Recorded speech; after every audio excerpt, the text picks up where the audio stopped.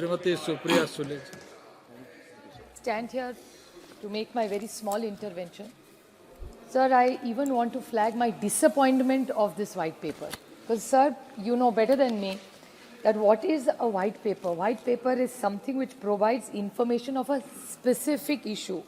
And in the sense, when the paper was presented to all of us, it was not exactly a white paper, it was comparison of two government tenures of a decade of each. And what is expected really, a government may present a white paper, say on any issue, to make people aware of the nature and the scope of a problem and possible ways to resolve it. There was nothing but allegations on the previous government. So there was no suggestions, nothing new coming up, sir, as you're aware, that globally today, artificial intelligence is really going to come straight from agriculture to education to industrialization. It's going to change all our lives. You call it disruption, you call it change. We'll all have to adapt to this.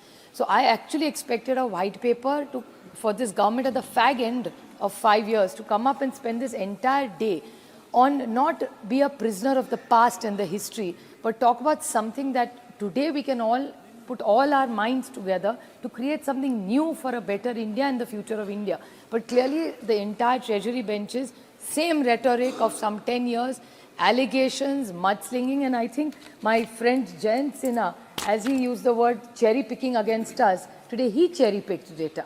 So it was quite disappointing, and his entire speech was illusionary.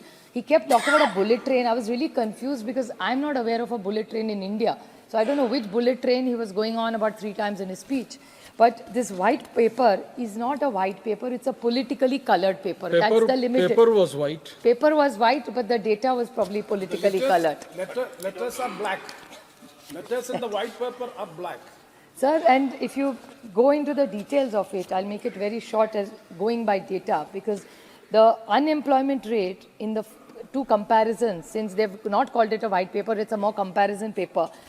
The unemployment rate, UPA was 2.2, while the present government is 6.6%. The average GDP growth rate at the previous government was 8.13, which is 5.6 now. The fiscal deficit, with my friend Jayant Sinha, who's so much more learned in finance than I am, but my limited knowledge of finance, the fiscal data, if you take the entire 10 years together, fiscal data of the Dr. Manmohan Singh ji's government was 4.548, while Narendra Modi ji's is 5.8.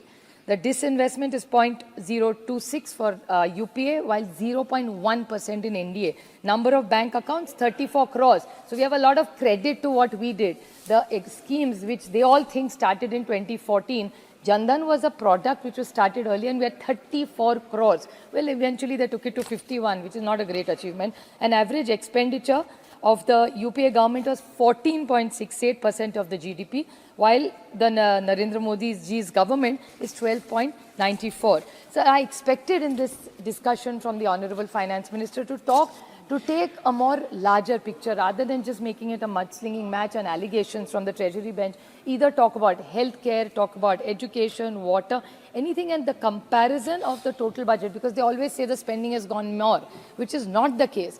Be it education and healthcare, the earlier government, comparatively, if you take the cumulative entire number, the spending on healthcare and education is much lesser now than it used to be before.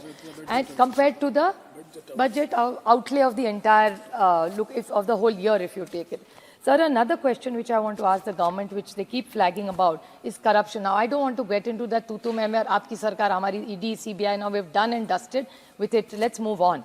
But the point is, they started a cashless economy they wanted to, and they started digital. So in the digital, you know, sir, what has happened to Paytm. I spoke about it last week also. It's very alarming to us. It's almost like money laundering through Paytm. This is not what I am saying, this is what the government is saying. But Google Pay, Phone Pay are also two sitting time bombs in that case. So what is the government doing for the economy? Because I'm finishing in 30 seconds, sir. 5 minutes so over. There is a BHIM app now, sir. So the BHIM app is hardly used by people, while Google Pay, Phone Pay, and the IT committee report, sir, is already flagged this. So when we are talking about a digital economy, we are talking about a cashless economy, what intervention is the government doing on this, considering the government's report itself is flagging it and red flagging it. Okay. So these are very serious concerns, and I'm hoping that in the reply that she gives us, she sticks to solutions for all the forecasts that she likes to talk about, which is youth, women, farmers and the poor, and that's what we expect from the government, because we are at the fag end. Abhi tu meme ka khatam ho gaya. Let's do something constructive and serve this nation, sir. Thank you. Thank you.